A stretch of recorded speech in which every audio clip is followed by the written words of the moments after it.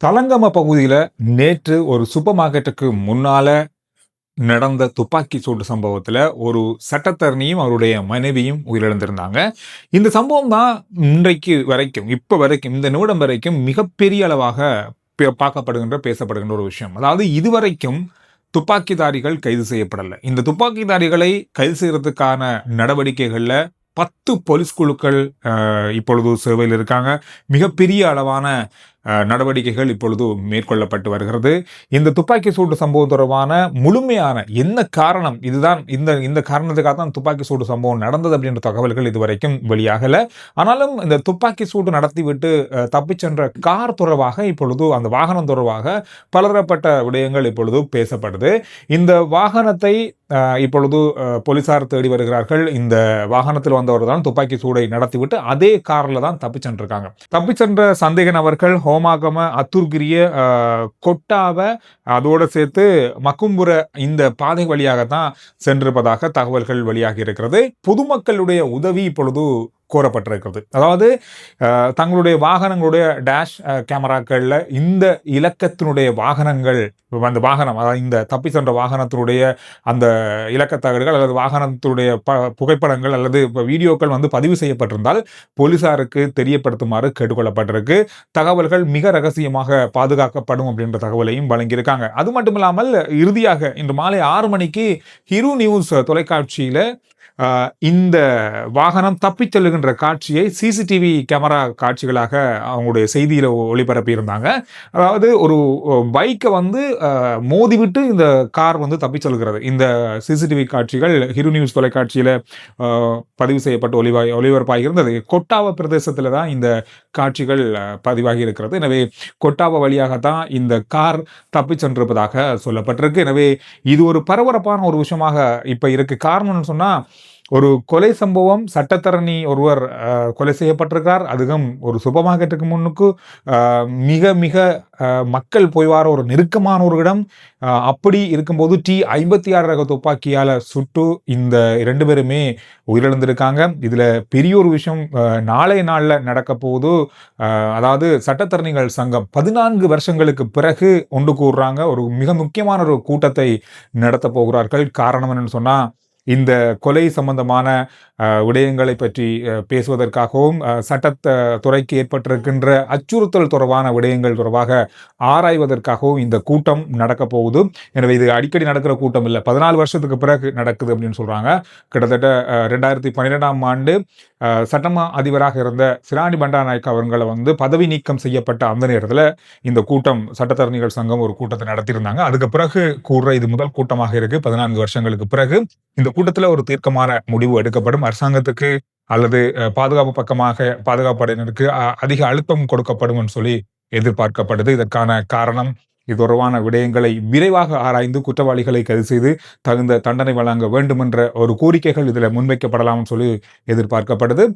ஒரு சில தகவல்கள் சொல்லுது, இது இந்த கொலைக்கான காரணம் ஒழுங்கமைக்கப்பட்ட குழுக்களுடைய விடயங்களாக இருக்கலாம் என்று சொல்லப்படுது. காரணம், சட்டத்தரணி கடந்த காலங்களில் ஒழுங்கமைக்கப்பட்ட குழுக்களுக்கான சில சட்ட ஆலோசனைகளை, அதாவது கைது செய்யப்பட்டவர்களுக்கான சட்ட ஆலோசனைகளை வழங்கினார் அப்படின்ற மாதிரி முதல் கட்ட விஷயங்கள் சொன்னாலும் கூட இன்னும் அது உறுதிப்படுத்தப்படலை. 100க்கு 100% இதுதான் காரணம் என்றும், இவர்கள் தான் கொலை செய்தார்கள் என்றும், குற்றவாளிகள் அல்லது துப்பாக்கிதார்கள் கைது செய்யப்படும் வரைக்கும் சரியான தகவல்களை வெளியிட முடியாமல் இருப்பதாகவும் சொல்லப்பட்டிருக்கு. எனவே இது ஒரு மிகப்பெரிய ஒரு பரபரப்பான விடயமாக மாறியிருக்கு. இன்னும் ஒரு முக்கியமான விஷயம், நாளை பிப்ரவரி 15ஆம் தேதி இலங்கையில மட்டுமல்ல உலகத்திலே மிக பிரம்மாண்டமான ஒரு நாளாக இருக்க போது. கிரிக்கெட் வரலாற்றில் மிக பிரம்மாண்டமான மெகா நாள் அப்படின்னு சொல்லலாம். பாக்ஸ் ஆஃபீஸ் நாளாக கூட இது இருக்கும். இனி இந்த சாதனையை எப்போ முறியடிப்பது இந்த கிரிக்கெட் போட்டி ஒன்று அப்படின்ற அளவுக்கு மிக பிரம்மாண்டமாக ஏற்பாடு செய்யப்பட்டிருக்கின்ற உலகக்கிண்ணத்திற்கான T20 உலகக்கிண்ணத்திற்கான இந்தியா பாகிஸ்தான் போட்டி நாளைக்கு 7 மணிக்கு இரவு 15ஆம் தேதி இரவு 7 மணிக்கு ஆர் பிரேமதாச மைதானத்தில் நடக்க போகுது. இந்த போட்டிகளுக்கு ஏராளமான மக்கள் வெளிநாடுகளிலிருந்து வந்திருக்காங்க. கொழும்பு இவ்வளவு நிறைந்திருக்குதுன்னு சொல்லலாம். இதன் காரணமாக, இந்த போட்டி காரணமாக போட்டியை பார்ப்பவர்களுக்கான விடயங்களை கருத்தில் கொண்டு கொழும்பு மிகப்பெரிய அளவான பாதுகாப்புக்கு உட்படுத்தப்பட்டிருக்கிறது. கிட்டத்தட்ட எல்லா இடத்துலையும் அதிரடிப்படையினர், அதாவது இராணுவத்தினர், போலீசார்னு சொல்லி மிக மிக அதிக பாதுகாப்பு கொழும்புல இப்பொழுது இருக்கு. அது மட்டும் இல்லாமல் மைதான பகுதிகள் நாளைக்கு போட்டியை பார்க்க வாரவங்களுக்காகவே தனியாக 1500 காவல்துறையினர், 600க்கும் அதிகமான போக்குவரத்து காவல்துறையினர் என்று இதுக்காக மட்டுமே, இந்த போட்டிகளை பார்க்கறதுக்கான மக்களை அதாவது பாதுகாக்கிறதுக்காக மட்டுமே 2000க்கும் அதிகமான காவல்துறையினர் ஈடுபடுத்தப்பட்டிருக்காங்க சேவையில்.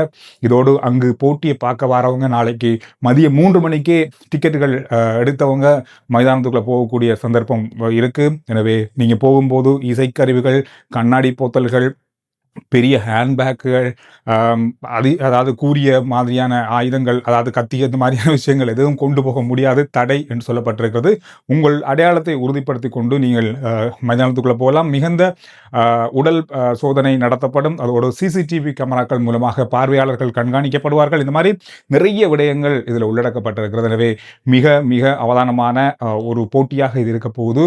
இன்றைய நாளில் கொழும்புல கொஞ்சம் மழை பெய்யறதுக்கான மேக கூட்டங்கள் இருந்தாலும் பெரிய அளவான மழையில் சிறிய ஒரு தூறல் தான் இருந்தது. எனவே நாளைய நாளில் என்ன நடக்க போகுதுன்னு தெரியாது. ஆனால் மழை இல்லாமல் இந்த போட்டி நடக்கணும் அப்படின்றதான் ரசிகர்களுடைய எதிர்பார்ப்பு.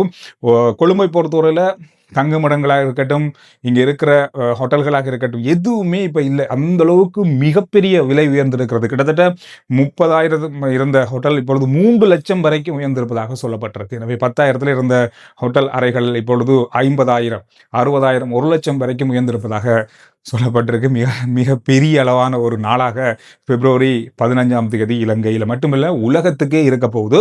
எனவே இந்த விஷயத்துக்காக தான் கொழும்பு இப்பொழுது இலங்கை தயாராகி கொண்டிருக்கிறது.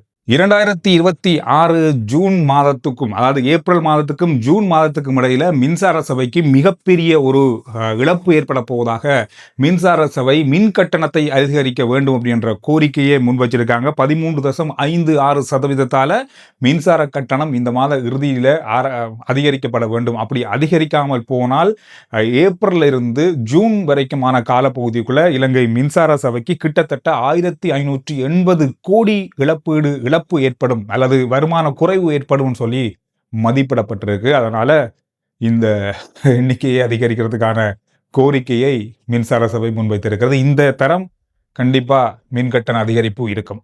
இலங்கையில வாழுகின்ற 10% தங்களுக்கு நோய் இருக்குது அப்படின்னு தெரியாம வாழ்ந்து கொண்டிருக்காங்க. அதுலயும் சிறுநீரக நோய் இருக்கு அப்படின்றது 10% பேருக்கு தெரியாது. அதி உச்சத்தை எட்டியதுக்கு பிறகுதான் அவங்களுக்கு இந்த நோய் இருக்குன்றே தெரியுது. ஆரம்பத்திலே இதை சரியான பரிசோதனைகள் மூலம் கண்டுபிடிச்சா இதை குணப்படுத்துறது மிக இலகுவாக இருக்கும் அப்படின்னு சொல்லி சுகாதாரத்துறை சொல்றாங்க. ஆனா எல்லாருமே கிட்டத்தட்ட அந்த எல்லையை தாண்டியதுக்கு பிறகுதான் இந்த நோய் தங்களுக்கு இருக்கண்டே தெரியுது அப்படின்ற ஒரு குறைபாடு இருக்குது. மக்கள் மிக அவதானமாக தங்களுடைய இந்த உடல் பரிசோதனைகளில் இருக்கணும் அப்படின்றத வலியுறுத்தி இருக்காங்க. இது ஒரு முக்கியமான விஷயம். நிறைய பேருக்கு நமக்கு என்ன வருத்தம் இருக்குது, என்னென்ன விஷயங்கள் இருக்குன்னு தெரியாமல் அது பெரிய அளவாக வந்ததுக்கு பிறகுதான் நாம் போகிறோம். எனவே இது ஒரு பெரிய ஒரு பின்னடைவாக இருப்பதாக சொல்லப்பட்டிருக்கு.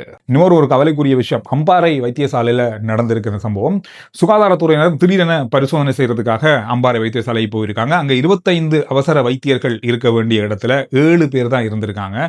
மற்ற 18 பேரும் எங்க அப்படின்னு சொன்னா, அதாவது அந்த வைத்தியர்களுடைய வேலை நேரத்திலேயே அவங்க தங்களுடைய தனிப்பட்ட டிஸ்பென்சரியோ அல்லது ஹாஸ்பிட்டலையோ வேலை செய்யறதுக்கு போயிருக்காங்க. 8 பேர் தான் அங்கே, 7 பேர் தான் அங்கே இருந்திருக்காங்க. 25 பேர் இருக்க வேண்டிய இடத்துல. இது ஒரு கவலைக்குரிய விஷயமாக இன்றைய நாளில் ஒரு பத்திரிகையில் பார்க்க கிடைச்சது. மிக கவலைக்குரிய செய்தி தான். எனவே இந்த தகவலோட இன்றைய சுருக்கமான செய்திகளை முடிச்சுக்கொள்ளலாம். எனவே ஆர்ஜி சந்துரு ரிப்போர்ட் வாட்ஸ்அப் சேனலுடைய லிங்க் முதல் கமெண்ட்ஸ்லையும் டிஸ்கிரிப்ஷன்லையும் இருக்குது. சுருக்கமான விரைவான செய்திகளை நீங்கள் அதில் அறிந்து கொள்ள வாட்ஸ்அப் சேனலை ஃபாலோ பண்ணுங்கள்.